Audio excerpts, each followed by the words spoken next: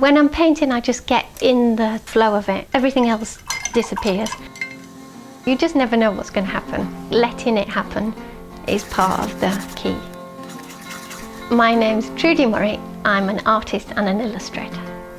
It was always there, it's always been with me, I've always wanted to do it. So it was when my children were growing up that I thought, I have to do it, it's kind of now or never. I love colour, I love it. And the way you can put a colour next to another colour and it sort of makes you feel a different way. I am quite addicted by that, mixing colour and putting it on the canvas in different ways.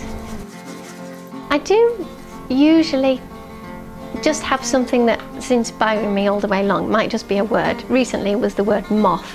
In the end there was no moth. I was given up on the moth. You should make mistakes in painting because that's part of the excitement of it. You never know what's going to happen. I very often get halfway through and think, this isn't what I'm trying to say. So I put it to the back of the pile and then a few weeks later paint white paint all over it and start again.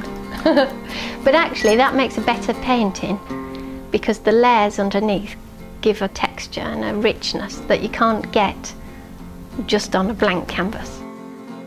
I'm always trying to get back to that feeling of when I'm really in the flow of a painting and everything is just almost painting itself and the colours are suggesting themselves to me as I go along.